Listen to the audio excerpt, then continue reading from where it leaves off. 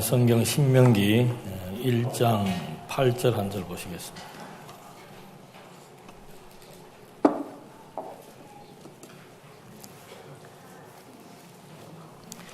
신명기 1장 8절 말씀.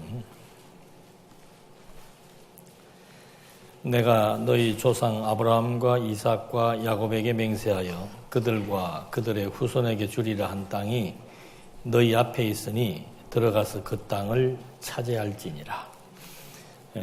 신명기는 요단 동편 땅에서 그 느보산이라고 하는 곳에서 바로 그 강이 우리 한강처럼 그렇게 폭이 넓지 않습니다. 그렇기 때문에 바로 그 건너 땅이 보이죠. 한강도 이쪽에서 저쪽에 보이는 것처럼 보이는데 이 강은 더 폭이 좁습니다. 그걸 가나안 땅을 바라보면서 모세가 이제 그 광야에서 새롭게 태어난 세대들에게 그 땅을 차지할 것에 대한 확신을 주고 있는 내용이죠.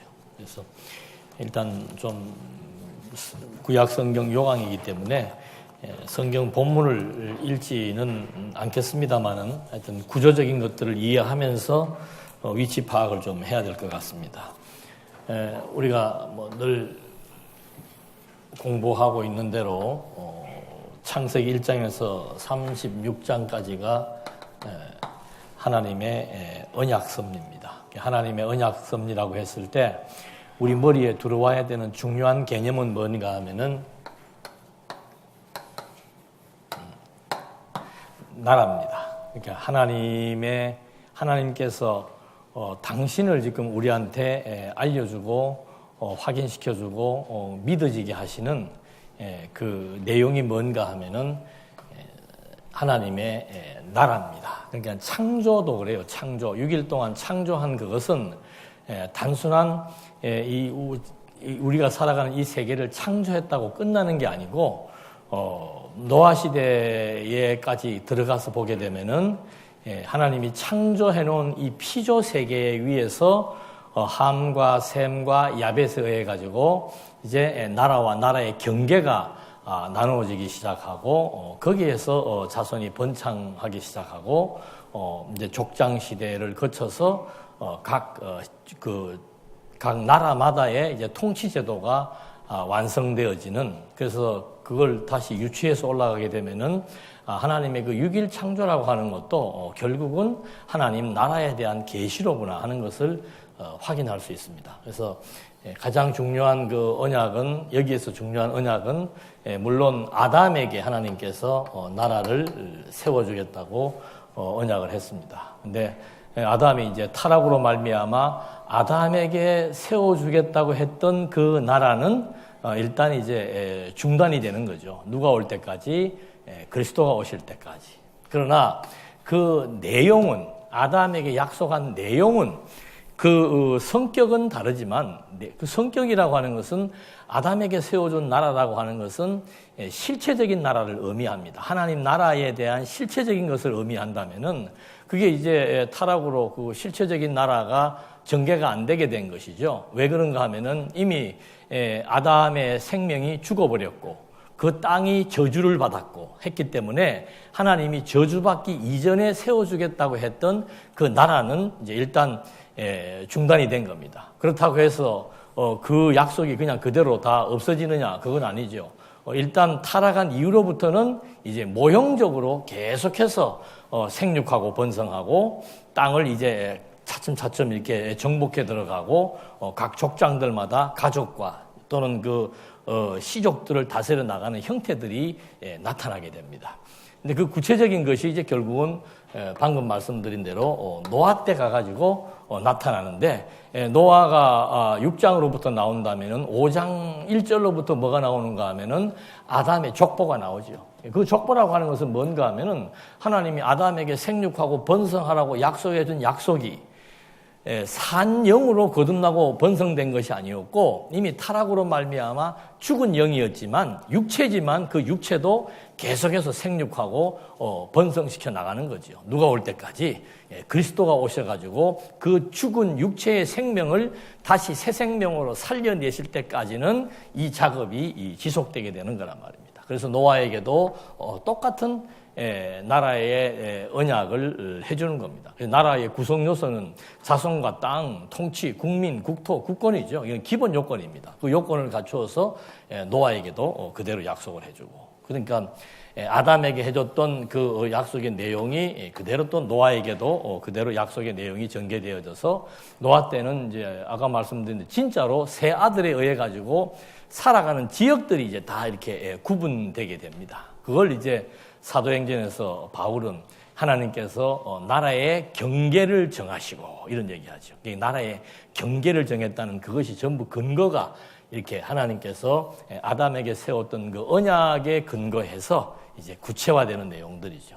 그 다음에 이제 하나님께서 아브라함을 부릅니다. 아브라함은 이제 한 개인의 국가가 되는 겁니다. 노아는 이게 세계적인 관점에서 이 세계적인 관점에서의 뭐 이렇게 크게 뭐 5대양 6대주 나눠지는 것처럼 그런 범주 속에서 노아의 후손 3명으로부터 이게 이제 크게 지리적으로 나누어지다가 점점 세분화되어 가지고 지금 현재에 이르는 나라와 나라의 경계들이 세워지는 시발점이 되는 거고, 아브라함에게 한 약속은 뭔가 하면은 이제 한 사람을 불러 가지고 이제 한 국가를 하나님께서 세우겠다는 거죠. 그 국가가 이스라엘이라 이 말입니다. 그래서 그 국가야말로 이제 정말 여기도 다 모형, 노아도 모형이고 아브라함도 모형인데, 아브라함은 이제 한 국가를 중심으로 하나님이 역사를 섭리해 나가는 거죠. 그러니까 한 나라의 국사를 공부하는 게 쉽지 세계사 공부하는 건 어려워요. 그러니까 뭐 노아 시대를 만약에 아브라함에게 약속을 하지 않고 노아를 통해서 하나님께서 나라를 세워준다는 언약을 했다면은 우리는 지금보다 공부를 더 어려운 공부를 해야 됩니다. 막 구체적으로 알아야 되는 거죠. 그런데 하나님께서 우리가 머리 나쁜 줄 아시고 이렇게 아브라함 한 나라의 역사를 통해서 하나님은 어떤 분이다, 나라를 세워주겠다고 약속하신 대로 반드시 그 나라가 그리스도가 올 때까지 존속하게 했다가 그리스도로 말미암아 영원한 나라로 섭리해 나가신다. 이걸 이제 우리에게 확인시켜주는 내용이 창세기 1장으로부터 36장까지입니다. 그러니까 그 나라의 구성 요건인 자손과 땅 통치에 순차적으로 그 다음에 이제 전개되는 내용이 자손이 번성되는 내용이죠. 그래서 창세기 37장부터 30장까지가 이제 자손 언약의 성취 섭리입니다. 여기는 나라 언약을 해주시고 그 나라 언약에 대한 절대성, 그리고 그 언약에 대한 신빙성, 쉽게 말하면은 하나님이 세운 나라 언약은 반드시 이루어진다. 그게 절대성이에요. 그러므로 하나님의 언약은 뭐 할 수 있다? 믿을 만한 가치가 있다. 그거죠. 우리가 지금 하나님께서 이렇게 계시하시는 이유는 뭔가 하면 당신의 존재를 알려주고 당신을 뭐 하게 하시는 거예요? 믿게 하시는 거예요. 그게 신빙성. 저 사람이 믿을 만한 사람인지 아닌지, 그게 굉장히 중요한 얘기죠. 그래서 저도 아직 교회도 나가지 않는 친구한테 요즘에 아침 편지를 한번 그 호주에 있는 친구한테 보내봤더니 어렵지는 않다고 그래요. 어렵지는 않고 좋은데 뭐 하나 물어보자 그러면서 하나님은 뭐고 여호와는 뭐냐? 아주 적합한 질문을 한 거죠. 전혀 기독교에 대해서 모르는 사람이 그 글을 접했을 때 보니까는 나름 눈에 들어오는 게 뭐였어요? 하나님과 여호와가 들어온 거죠. 근데 그게 도대체 뭔지를 모르겠다 이 말입니다. 그래서 짧게 하나님은 무엇이고 여호와는 무엇이다 하고 했더니 그렇구나. 그게 뭘 얘기하는 겁니까? 당신의 존재를 우리한테 드러내는 거예요. 드러내실 때 언약이라는 방식을 그대로 성취해주는 농도, 밀도에 따라서 그분의 말을 믿을 수 있다 없다, 그분의 존재가 우리가 믿어야 믿을 수 있는 대상이다 아니다, 그거를 이제 가늠하는 잣대가 되는 거죠. 그런 의미에서 우리가 지금 공부해왔던 언약과 성취라고 하는 이 원리는 하나님의 존재를 확정하고 그 하나님의 확정된 존재를 우리가 너무도 자연스럽게 신뢰하게 되고 이 하나님과 하나님 백성과의 관계 유지를 아주 원활하게 시켜주기 위한 하나님의 계시 원리다. 그래서 이 자손 언약 성취 섭리가 이제 나오게 되는데 이게 이제 쉽게 얘기하면 다른 말로 하면은 여기는 나라고 자손이니까 이제 그 다음부터는 민족이 형성되어지는 그런 내용으로 전개가 됩니다. 그러니까 민족이 형성된다라고 했을 때 오전에도 그런 말씀을 드렸습니다만은 하나님이 선택한 나라, 하나님이 선택한 백성, 그러니까 하나님이 선택하지 않은 나라와 하나님이 선택하지 않은 사람과 같아요, 틀려요. 그건 하늘과 땅 차이예요. 우리 지금은 별로 감을 못 느끼죠. 근데 나중 끝판에 가서 보면 야, 이거 내가 하나님의 백성 됐다는 것이 이거 정말 큰일 날 뻔한 일이에요. 그게 이제 나중 가면 더 확실히 알겠지만은 이 말씀을 드리는 이유가 뭔가 하면 민족이 형성된다라고 했을 때의 그 포인트는 뭔가 하면 오전에 말씀드린 대로 여기는 그 하나님이 세운 언약의 내용인 나라에 대한 언약이 얼마만큼 절대적이고 믿을만한가였다면은 여기는 이제 그 언약의 기초에서 자손들이 번성돼 나갈 때 이 자손에 대한 또는 이 민족에 대한 정체성을 확립시켜주는 내용이 이 범주에서는 포인트가 되는 거예요. 그러니까 이스라엘 민족이 애굽에 내려가서 400년 동안 이제 종살이 하면서 뭐 하는 겁니까? 번성해서 하나의 민족으로 형성이 되는 거죠. 그걸로 끝나는 게 아니에요. 그 민족들을 광야라고 가나안 약속의 땅이 이제 뒤에 나오겠습니다. 그 약속의 땅으로 데려가기 위해서 그 민족들에게 심어줘야 될 것이 뭔가? 나하고 너희하고 무슨 관계냐 이거죠. 그게 얼마나 중요한 겁니까? 여러분하고 저하고 무슨 관계예요? 목사와 성도의 관계지 뭐. 그거 모르는 사람, 여기 있는 사람들은 모르잖아요. 다 알잖아요. 근데 밖에 있는 사람들은 어떻게 해요? 모르는 거예요. 그러니까 사람과 사람 사이에서 어떤 관계 정립이라는 것은 굉장히 중요하고 자리매김이라고 하는 것은 굉장히 중요한 거예요. 그러니까 아담이 여기에서 타락을 한 것도 그 핵심이 뭐가 문제입니까? 자리가 바뀌는 거예요. 하나님의 자리가 있고 인간의 자리가 있는데 바보 같은 인간이 쏘가가지고 그 희한한 열매 하나 먹으면 인간이 하나님으로 둔갑하는 줄로 아는 거죠. 그러니까 요즘 세상에 인간이 신의 자리에 앉아가지고 신 노릇하는 사람이 한두 명이 아니라니까. 여러분은 안 하시죠? 가정에서 이래라 저래라 하는 게 다 신 노릇하는 거예요. 이래야 된다 저래야 된다 그게 신의 영역이라니까. 이번 일은 이래야 되고 꼭 저래야 되고. 그래서 우리가 늘 배운 게 있잖아요. 하나님께서 되게 하시면 되는 거다. 안 되게 하시면 안 되는 거다. 그게 신의 자리를 인정하는 모습이라 이거죠. 그래서 여기 지금 그 민족 형성이라고 하는 것은 바로 가장 중요한 이슈가 뭔가 이 백성들이 나하고 언약의 관계에 있는 백성이다. 그래서 나는 너희의 하나님이 될 것이며 너희를 책임지고 인도할 주권자가 될 것이며 너희는 나의 백성이다. 이 관계를 애굽에서 해방시켜 가지고 바로 광야에서 불러놓고서는 이제 규정해 주는 겁니다. 그런 다음에 시내산에서 이 백성의 정체성뿐만이 아니고 나라의 정체성을 확립해 준다 그랬죠. 이 유대, 이 이스라엘 나라는 애굽하고 같다 틀리다. 다르다. 애굽 사람들이 여호와에게 제사를 드릴 수 있습니까? 없습니까? 드리라고 해도 안 드려요, 또 하여튼. 그러니까 그 관계가 다른 거지. 애굽하고 이스라엘하고 다른 점은 뭔가 하면은 내 백성은 나에게 뭘 드린다. 제사를 드리는 제사장 나라이다. 그게 이제 확실하게 이 자손에 대한 자손 언약이 성취되는 과정상에 있어서 중요한 이슈로 부각이 됩니다. 제사장 나라이기 때문에 이 나라의 백성들은 무슨 백성이다? 거룩한 백성이다. 그런데 그 거룩한 백성을 하나님께서 또 구별하기 위해서 광야에서 하나님의 언약을 무시한 20세 이상 된 세대들을 광야에서 어떻게 해요? 다 죽여서 세대를 교체시키는 거예요. 그러니까 불신 세대를 죽이고 인정한 세대를 살리는 세대 교체. 왜? 하나님이 거룩하니까 너희도 제사장 나라의 늘 따라오는 것은 뭔가 하면은 거룩이에요. 거룩이라고 하는 것은 구별입니다. 예.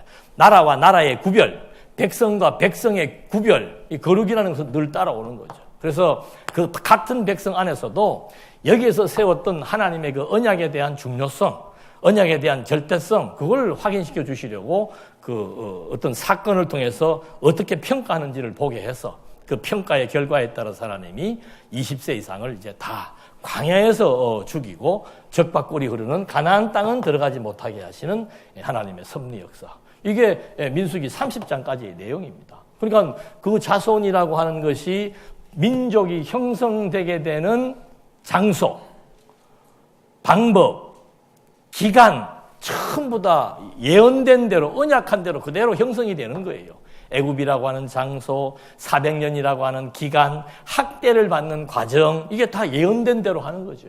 그렇게 예언된 대로 번성하게 해서 하나의 민족으로 태생시킨 다음에 그 민족에 대한 정체성은 바로 아브라함과의 언약에 근거해서 바로 하나님께서 내 백성이고 난 너희의 하나님이 됨을 상기시켜주는 거. 그리고 이제 나오는 것이 뭔가 하면 오늘 하게 될 땅에 대한 얘기입니다. 하나님께서 무슨 일을 할 때도 처음부터 너무 큰 걸 확 말해줘 버리면은 그게 믿어지지가 않을 수 있는 거죠. 예를 들어서 하나님이 나한테 복권을 당첨하게 해가지고 한 500만 원짜리 당첨하게 해주면 그거는 막 굉장히 즐거운데 영원한 하나님의 나라를 나한테 주었다? 별로 와요 안 와요?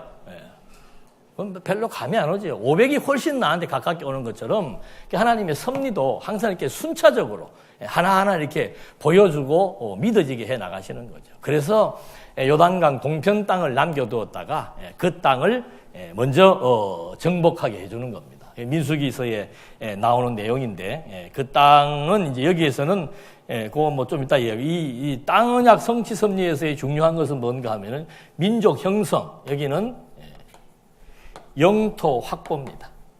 하나님이 약속해준, 지정해준 그 경계에 따라서 그 영토를 그대로 확보해 나가는 거. 그러니까 이 땅이 이미 하나님께서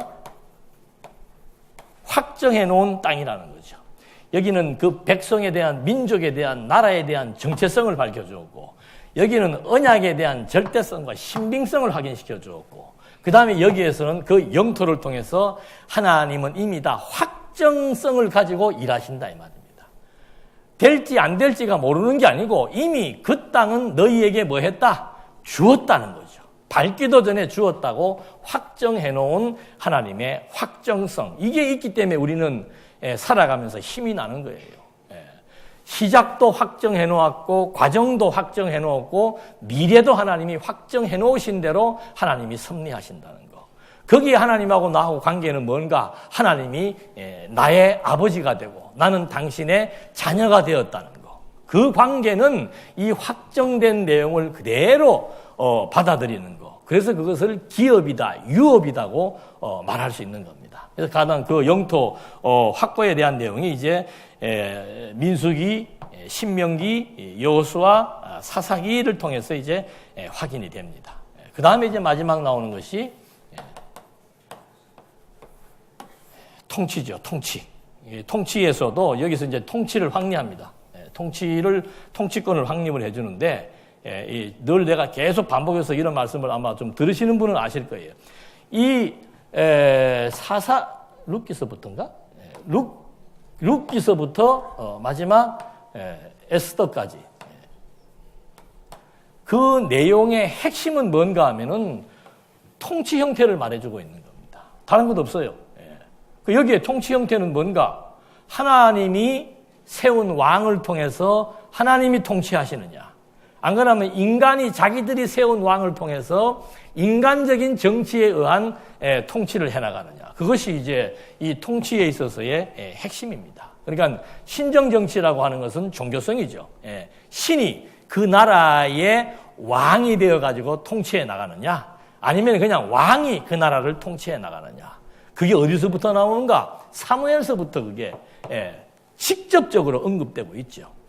너희들의 통치가 잘못된 이유는 뭔가? 나를 제외시키고 이 민족을 지금 다스려 나가는데 나를 제외시키고 너희들이 세운 왕에 의해서 너희들이 국가를 이루어 나가려고 한다? 이것처럼 큰 죄악은 없다는 거죠. 똑같은 죄예요. 아담이 범죄했던 거 하나님의 자리를 제껴놓고 사람이 그 자리에 앉아가지고 하나님 노릇을 하려고 하는 거나 하나의 국가의 정치 형태에 있어서 하나님의 통치를 제거해버리고 인간 우리들의 힘으로 우리가 무엇을 세워나갈 수 있고 할 수 있다라고 하는 거. 그걸 신학적으로 영어로 말하면 자유의지예요. 자유의지. 그러니까 자유의지라고 말하는 것처럼 불신앙적인 요소는 없는 거죠. 그래서 이 자유의지와 절대주권이라고 하는 개념은 혼용되거나 혼합될 수 없는 정반대의 개념이에요. 절대주권이 있다. 그러면은 하나도 자유의지는 없어야 그 용어 개념상 맞는 겁니다. 오래전에 한 20년 됐나요? 우리 칼빈의 신학을 전수하신 분 한번 오셔가 여기서 한번 세미나를 했는데 주제가 뭔가 하면 하나님의 절대 주권이에요. 주제를 잘못 잡았지. 예. 하나님의 절대 주권을 지금 주제를 가지고 내용을 얘기했는데 거기 뭐가 스며들어와야 되는가 하면은 인간의 자유의지가 많든 적든 간에 10%가 됐든 20%가 됐든 이게 인정이 되어야 이 신학에 대한 어떤 정통성을 유지해 나갈 수밖에 없는 안타까운 문제. 그게 이제 죄에 대한 책임 문제라고 그랬죠. 그래서 그런 문제 때문에 모든 신학자들이 전부 인간의 자유의지를 부정은 하지만 그 속에서 일부는 자유의지를 인정할 수밖에 없는데 이건 이제 완전히 통치 형태에 들어가면 있을 수가 없는 일이에요. 왜? 만물이 하나님에게서 나왔고 하나님의 뜻의 능력으로 다스려 나가는 게 이 피조 세계입니다. 세계의 역사뿐만 아니고 내 개인의 인생사도 마찬가지고 교회사도 마찬가지예요. 창조하신 그가 처음부터 나중을 이미 다 한눈에 꿰뚫어 볼 수 있는 통치적인 역사, 끝을 정해놓고 그 끝을 향해서 가는 역사가 기독교 역사가 아니라 이 말입니다.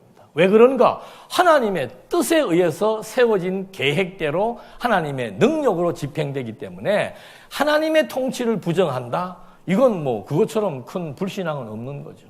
하나님의 언약을 부정한다? 그것도 하나님의 통치를 부정하는 것과 같은 맥락이에요. 그러니까 우리가 살면서 우리는 쉽게 내가 한다, 나라고 하는 주어가 따라 붙을 수밖에 없지만 그게 실상은 따라 들어가면은 은연중에 하나님의 통치를 무시하는 또 어쨌든지 간에 하나님의 통치를 좀 이렇게 밀어놓고 내 계획, 내 생각, 내 의도를 간철시키고 싶은 그런 것들이 너무 이제 강하게 작용하는 것이 타락한 인간의 본성이죠. 그래서 그런 것들이 이제 잘 수용하는 방식이 뭔가 하면은 회의예요, 회의. 회의는 여러 사람이 모여 있으면은 그 회의라고 하는 것은 거기 모여 있는 사람들의 신앙 수준에 따라서 결과가 판가름 나게 돼 있는 겁니다. 어떤 사람은 이런 의견, 어떤 사람은 저런 의견. 그러나 거기에서 그 회의의 결론을 내시는 분은 하나님이라는 거죠. 그 결론이 수준 낮은 결론이 나든 수준 높은 결론이 나든 결국은 하나님께서 그 회의를 통해서 끌어나가신다라고 하는 것은 우리에게 굉장히 중요한 의미가 있는 겁니다. 그래서 이 통치에 있어서도 핵심적인 것은 뭔가 하면은 통치 형태를 말합니다. 신정정치냐, 인본정치냐, 이것이 크게 달라지게 되는데, 이제 아주 면밀하게 검토해야 될 부분은 민수기 30장까지가 끝났기 때문에 이제 땅에 대한 내용을 보는데 민수기 31장으로부터 36장까지의 내용은 이제 지난 시간에 했죠. 그래서 거기서도 동편 땅을 밟았을 때 그 땅을 너희 소유로 주겠다고 하나님이 약속하시고 그 땅에 대한 분배를 하나님이 해주십니다. 그런 다음에 이제 모세가 다시 신명기서를 기록을 하게 되는데 신명기는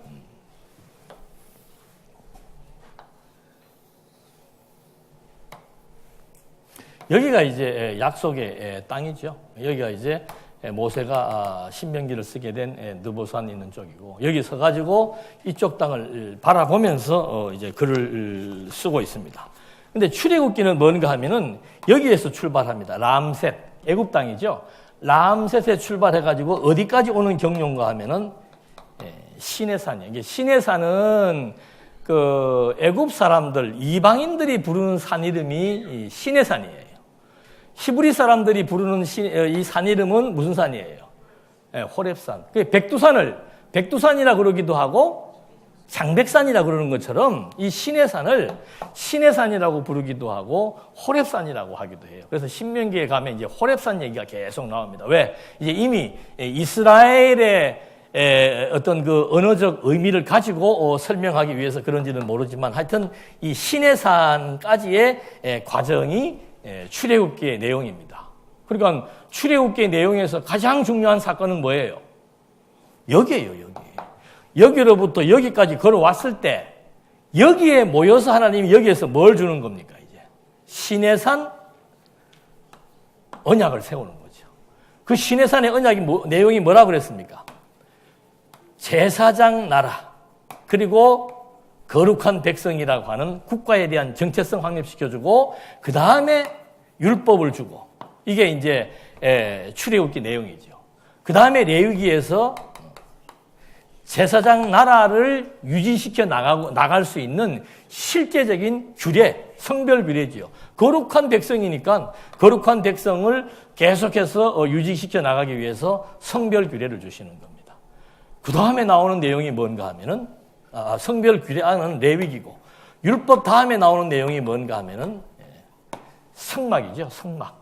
성전을 이제 나중에 솔로몬 때 와서는 성전이 되지만 이때는 천막으로라도 성막을 지어서 뭘 드려야 돼요?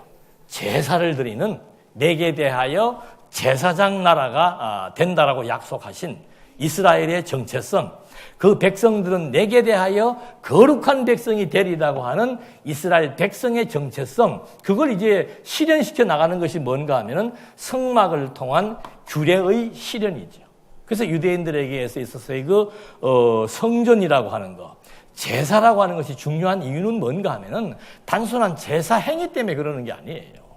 이때 시내산 때 받았던 하나님의 그 언약의 핵심 내용이 바로 뭔가 하면은 하나님과 이스라엘 나라와의 관계성, 그게 너무도 분명하게 언급되었기 때문에 우리는 하나님에게 있어서 제사장 나라다. 그런 의미를 담고 유대인의 민족주의가 태생되는 거라 이 말입니다. 그러니까 유다인이라고 하는 것은 거룩한 백성이에요. 그러면 이방인이라고 하는 것은 거룩하지 못한 백성이에요. 그러니까 완전히 구별되는 거죠. 제사 행위를 통해서도 이 제사가 바알신에게 드려지느냐 여호와께 드려지느냐 그거에 따라서도 완전히 구별되고 하나님의 백성이냐 아니면 이방나라 백성이냐에 따라서도 완전히 구별되어지는 이 거룩, 이 두 가지가 이제 이 내용들이 이제 이걸 갖다가 우리는 시내산 언약이라고 해서 출애굽기의 핵심은 이제 여기에서 정리가 되는 겁니다. 그 다음에 레위기의 내용은 이제 뭐 여기에서 주어지는 자세한 규례들, 성별 규례입니다. 레위기의 내용은 다른 것 없어요. 복잡한 의식과 절차와 제도가 있는데 그 뭐냐? 백성들을 뭐 하게 만드는 거예요. 죄를 범한다는 것 또는 시체를 만진다는 것, 부정한 음식을 먹는다는 것은 불결해졌다는 것을 의미하는 거죠. 그 불결한 것들을 거룩하게 씻기 위해서 필요한 것이 뭔가 레위기에 나와 있는 제사 규례라는 겁니다.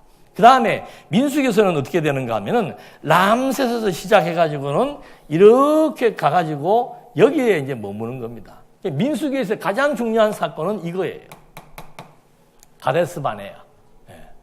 여기 가가지고 가나안 땅 정탐하고 왔을 때 12명의 보고가 다른 결과가 나온 거죠. 그 결과에 따라서 이스라엘 민족의 절반이 어떻게 되는 겁니까? 죽는 거예요. 그런데 재밌는 사실은 뭡니까? 20세 이상 된 자들이 다 죽었는데 38년이 지난 다음에 그 죽은 숫자대로 어떻게 된 거예요? 살아난 거예요. 그게 무엇을 의미하는 겁니까? 거룩한 백성, 한쪽에서는 부정한 백성을 죽이고 성별시켜서 거룩한 백성을 살려내는, 왜? 이 벌써 민수기에 나타나 있는 백성의 숫자가 이미 하나님께서 확정해 놓은 숫자예요. 그래서 죽어도 살리는 하나님의 역사. 그게 나중에는 죽음에서 부활하실 그리스도의 죽음과 부활과도 관련되는 사건이 되는 겁니다. 그래서 민수기서의 내용은 이 가데스 바네아의 정탐 보고 결과에 따른 세대 교체, 그것이 제일 중요한 내용입니다. 자, 창세기는 하나님 나라에 대한 언약이 중요하죠. 창세기에 36장까지는. 그 다음에 출애굽기의 내용은 뭐가 중요하다 그랬습니까? 시내산에서 받은 언약. 그 언약의 대표성이 뭐예요? 나라에 대한 정체성, 국민에 대한 정체성. 그 다음에 민수기서에 대한 가장 중요한 사건은 뭡니까? 가데스 바네의 정탐 사건. 왜? 세대교체니까. 부정과 거룩에 대한 세대교체. 이 민족의 정체성을 그대로 확인시켜 주는 겁니다. 너희는 거룩한 백성이다. 거룩하지 못한 하나님이 가장 미워하시는 일, 거룩하지 못한 행위에 대해서 하나님이 징벌을 내리시고 그게 죽이는 거예요. 그 숫자만큼 거룩을 보존시켜 나가시는 하나님의 섭리 역사. 그리고는 이제 여기에 도달해가지고 38년 동안 광야에서 태어난 세대들, 그리고 20세 이하 된 자들, 그리고 여호수아와 갈렙, 이 이제 백성들이 여기에 쫙 모여 있고 이제 마지막으로 유언을 남기는 게 신명기의 내용이에요. 모세는 여기에 못 들어가죠. 왜 못 들어갑니까? 왜 못 들어가요? 하나님이 반석을 어떻게 하라고 그랬어요? 가리키라고 그랬는데 뭐 했어요? 성질 한번 내가지고, 여러분 그 사건이나 그거 들으면 좀 이상하지 않아요? 뭐 하나님께서 그 정도 가지고 뭐 그래. 모세가 일평생 광야에서 그렇게 고생을 하고 했는데 모세로 하여금 가나안 땅에 못 들어가게 하고 만만 이렇게 보기 구경만 하고 데려가 버리는 거. 똑같은 거예요. 아담이 그 뭐 열매 하나 먹었다고 해서 그렇잖아요? 아담이 선악과라고 하는 열매를 먹은 것이 중요합니까? 그 선악과라는 열매가 가지고 있는 의미가 중요한 겁니까? 의미가 중요하죠. 그 선악과라는 것을 먹게 되니까 하나님만이 선과 악에 대한 심판, 판단이 하나님만이 갖고 있는 기준이 서 있는데 사람이 거기에 앉으니까는 하나님의 자리에 앉게 되는 엄청난 신에 대한 쿠데타예요. 쉽게 얘기하면. 모세도 마찬가지예요. 하나님이 어떤 분입니까? 상천하지에 유일하신 분이고 우주와 만물을 창조하신 창조주가 가리키라 그러면 가리키면 되고 밟으라 그러면 밟으면 되는데 어디다 대고 성질을 부려. 예? 그걸 그냥 막 확 쳐버리니까 막 물이 솟아났는데 그것을 가리키라 쳤다의 차이는 뭔가 하면은 하나님의 명령. 하나님의 명령은 절대 명령. 그 하나님의 명령, 하나님이 말씀하시는 그 약속, 그걸 무시한 거예요. 여기도 마찬가지예요. 하나님이 가나안 땅 주신다라고 했으면 믿으면 되는데 못 믿겠다 한 거 아니에요. 못 믿겠다. 예. 그러니까 이 구약 시대 같으면 우리는 참 여기 몇 명 없어요. 교인을 불러 모을 수가 없어. 구약 시대 같으면 수시로 우리가 하나님의 자리에 앉아 있기 때문에. 그래도 우리가 이렇게 존속할 수 있는 이유는 누구의 공로밖에 없는 겁니까? 그리스도의 공로로 이미 새 생명을 받았기 때문에 생존할 수 있는 거지. 모형적인 시대 같으면 다 하나님이 쓸어버리죠. 그래도 여기에서 남겨두는 거예요. 계속해서. 여기 신명기에서 와서 이제 신명기는 뭔가 하면은 시내산에서 출발하는 겁니다. 시내산에서 출발해가지고는 여기를 거치고 그 다음에 일로 들어가서 이제 발생되어지는 과거 역사를 모세가 설명을 해주는 거죠. 그 신명기의 내용도 똑같은 율법이나 똑같은 역사라고 하더라도 포인트가 달라요. 그 포인트가 바로 뭔가 하면 이거는 땅이라는 거죠. 이 땅은 너희들 땅이 아니고 이 땅은 너희에게 주는 땅이다. 그리고 이 땅도 너희들이 정복할 땅이다. 가라. 이제 그 얘기를 해주는 거죠. 그래서 신명기까지의 내용을 이제 개괄적으로 말씀을 드렸고, 뭐 여호수아 같은 경우는 이제 여호수아로 말미암아 그 땅을 실제로 정복하는 거죠. 그러니까 여호수아에게도 초두에 벌써 여호수아에게 내가 너와 함께한다. 좌우로 치우치지 말고 두려워하지 마라. 그러면서 이 땅은 너희의 영토가 되리라. 의지, 미래, 완료형입니다. 그걸 우리는 절대 명령이라고 하는 거예요. 그래서 제가 아까 확정이라는 말을 쓰는 겁니다. 아직 요단강도 안 넘어간 그런 상황에서 하나님이 여호수아에게 이 땅은 너희 영토다 그 말이에요. 내가 이미 너희 영토로 확보했고 확정해 놓은 땅이다. 그게 이제 믿어지면은 요단강 아니라 뭐 태백산맥이라도 어떻게 해요? 뚫고 지나가는 거고. 그게 안 믿어지면 이제 주저앉는 거고. 그래서 하나님께서 뭐 때로는 주저앉게도 했다가 이렇게 세우기도 했다가 하면서 하나님의 인도를 경험하게 하는 겁니다. 그 다음에 이제 사사기 시대에 와가지고는 사사기는 요 중간에 걸쳐 있다고 그랬죠. 마지막에 걸쳐 있는데 이미 정복했고 아직 정복하지 못한 땅들 때문에 이제 전쟁을 치르는 거예요. 전쟁을 치르는데 그 전쟁을 치러보니까 필요한 게 뭐가 필요한 겁니까? 리더십이 필요한 거죠. 대한민국 축구가 히딩크가 와서 감독을 할 때 하고, 그게 리더십이에요. 선수들은 큰 차이 없답니다. 국가대표 A나 B나 큰 차이 없대요.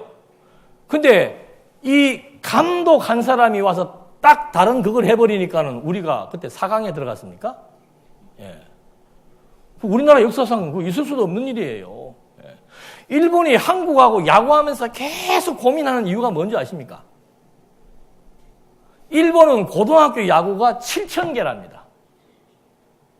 한국은 고등학교 야구가 몇백 개밖에 안 된대요. 그런데 한국하고 일본하고 야구하면 어떻게 해요?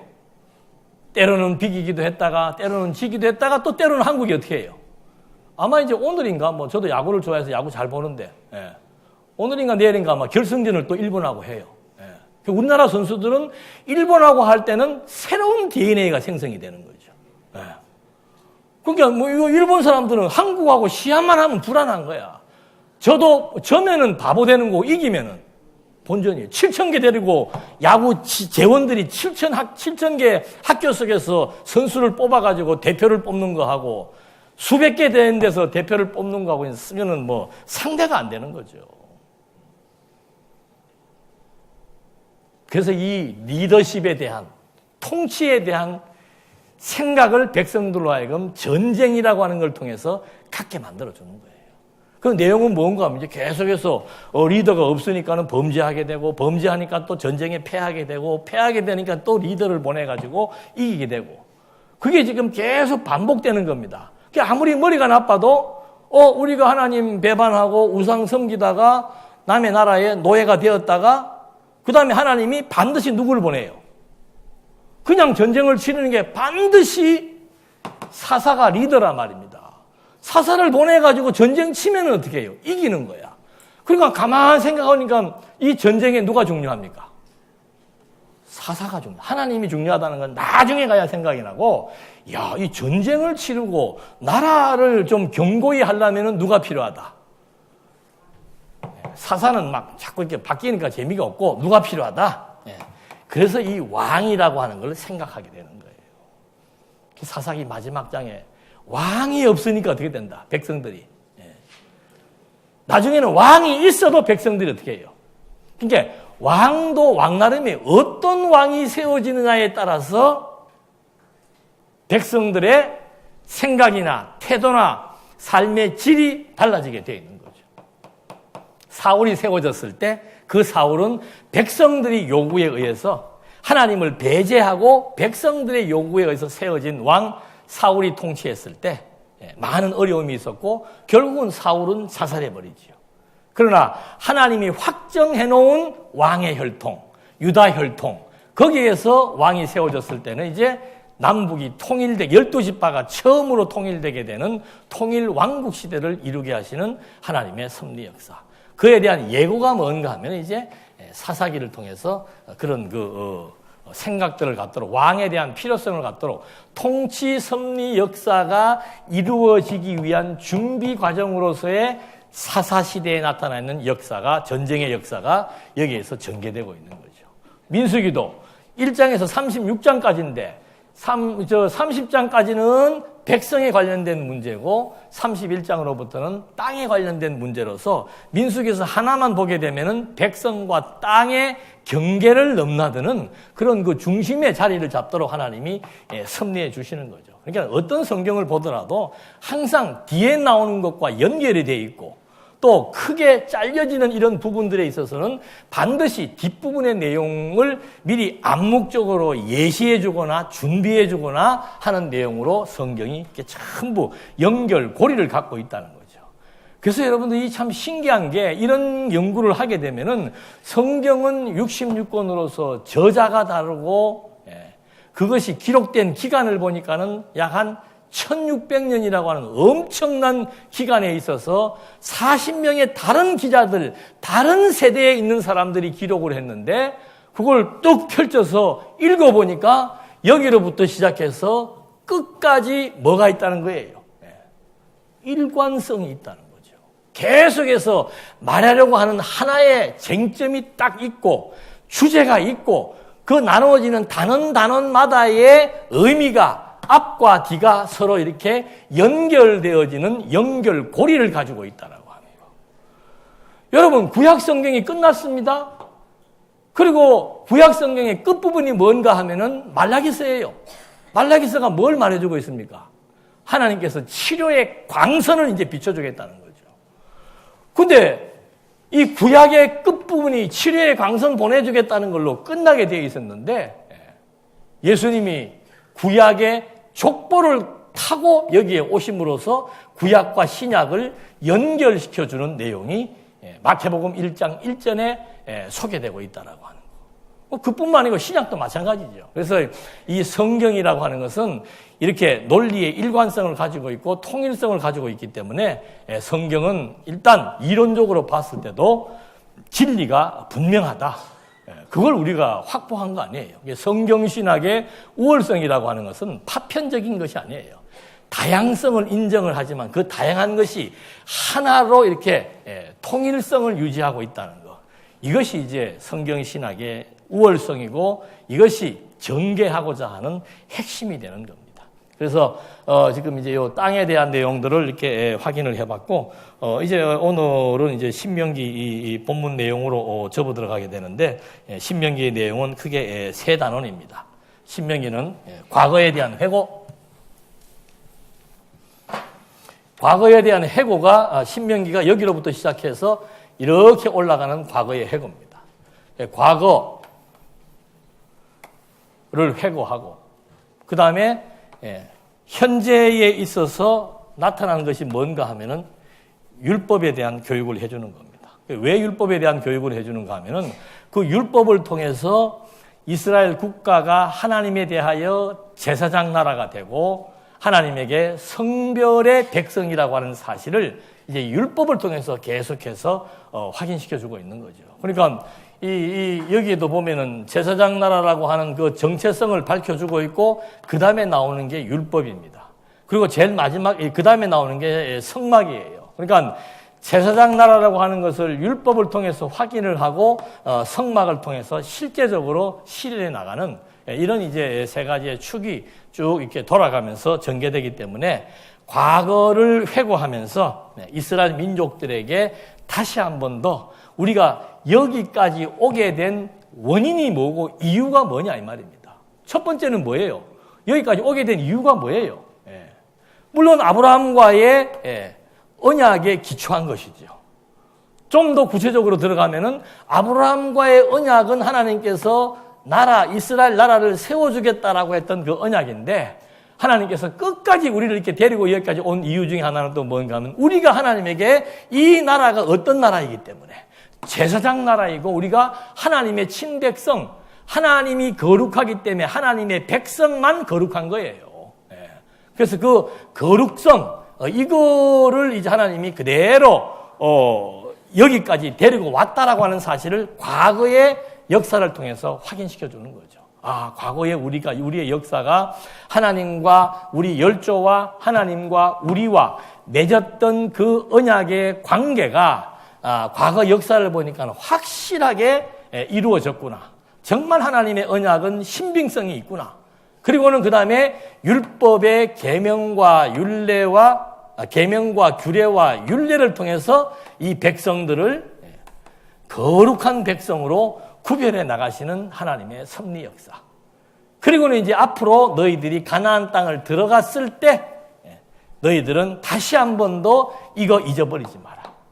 시내산에서 세웠던 이 국가와 민족의 정체성을 잊어버리지 말고 끊임없이 성막에서의 제사 행위를 통해서 하나님과 이 민족이 언약의 관계에 있다라고 하는 사실을 계속해서 교육을 해 들어가는 겁니다.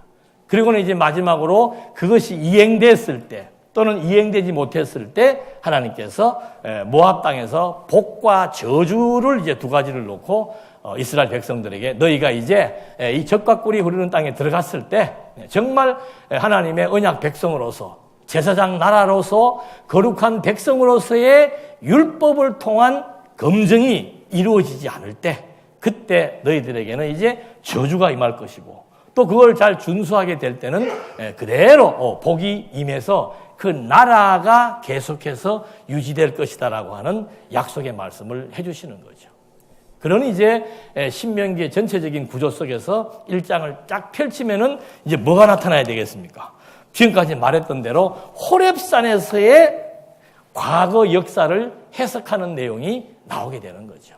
호렙산에서의 그 과거 역사의 핵심은 뭔가 하면은 아까도 계속 지금 말씀드리는 대로 여기에서 받았던 시내산 언약, 제사장 나라, 거룩한 백성 그렇게 하나님은 약속을 받고 제사장 나라이고 거룩한 백성이기 때문에 하나님이 확정해준 땅으로 갈 수 있다. 그 말을 지금 해주는 겁니다.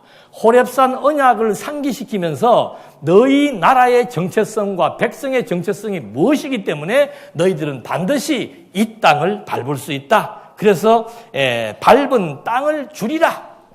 밟는 데마다 하나님께서 주시겠다는 약속을 하게 되는 겁니다. 그 다음에 사건이 뭔가 하면은 가데스 바네아 사건이에요. 큰 사건들 여기서 한 대여섯 가지를 열거를 하게 됩니다.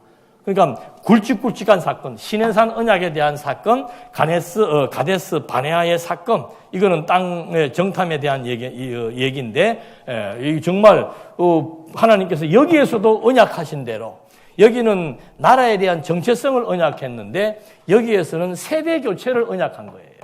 하나님께서 세대 교체를 언약한 대로 진짜로 새로운 세대로 교체된 사람들에게 확신을 주는 거죠. 봐라, 너희들 여기에서 38년 전에 하나님께서 교체시킨다고 말했는데 거의 숫자가 틀리지 않고 광야에서 새로 태어난 숫자를 확인해 보니까 진짜 하나님은 언약대로 이 백성들을 거룩한 백성으로 구별하는 것이 확실하구나. 거룩한 백성으로 확실히 구별했다는 것은 그 다음 약속의 내용, 이 땅도 하나님의 언약은 신빙성이 있기 때문에 하나님의 언약은 반드시 이루어지기 때문에 이 땅은 반드시 정복된다라고 하는 확신을 갖게 해주는 것이 가데스 바네아의 사건입니다. 그 다음에 이제 홍해길 사건이 나옵니다. 홍해길은 뭔가 하면은 이게 이제 암몬이고 여기가 모압이에요. 모압 땅을 이렇게 쑥 지나가라고 얘기합니다. 그러면서 해주는 중요한 얘기가 뭔가 하면은 이 모압 땅은 누구 땅이 아니다. 너희 땅 아니다. 그러니까 하나님이 확정해 놓은 땅이 있고 확정하지 못한 땅이 있다는 거죠. 너희가 설령 전쟁을 해서 이기더라도 너희 땅이 아닌 것은 아니고 너희 것이 아닌 것은 아니다. 왜? 하나님이 그렇게 확정했기 때문에 그걸 여기서 가르쳐 주는 거죠. 그러니까 우리 땅이 안 될 것을 말해 줌으로써 우리 땅도 반드시 우리 것이 된다라고 하는 역설적인 방법으로 지금 하나님이 여기서는 전개를 해 주시는 거고, 그 다음에는 이제 헤스본이 여기에요. 암몬 지역에 있는 헤스본, 거기에서 그 헤스본 사람들과 전쟁을 해가지고 승리하게 한 다음에 그 땅을 차지하라고 얘기합니다. 여기는 그 땅을 차지하지 마라고 얘기하고 여기는 그 땅을 차지하라고 얘기합니다. 그래서 이 땅을 소유하고 소유하지 못하는 것도 정말 하나님의 언약에 의해서 확정된 결과라고 하는 사실을 이미 이 광야의 역사를 통해서 요단강 동편 느보산에서 이스라엘 민족이 걸어왔던 여정들을 확인시켜 주면서 하나님의 뜻이, 하나님의 언약이 반드시 성취된다는 것을 역사 해석을 통해서 확인하게 되니까 이 땅을 정복할 수 있는 뭐가 생겨요? 담력이 생기는 거예요. 그러니까 하나님이 무슨 일을 행할 때 뭐 해야 되나 말아야 되나 뭐 주저하고 이렇게 안 합니다. 하나님께서 쓰실 때는 반드시 그 사람에게 하나님 존재를 확정시켜주고 그 다음에 확신을 주고, 확신이 있어야 뭐가 생겨요? 용기가 나죠. 확신이 있어야 담력이 생기죠. 저는 그 선교사들 한 번씩 텔레비 나오는 거 보면은 막 그 오지로 가요. 저는 그런 은사는 없어요, 아직.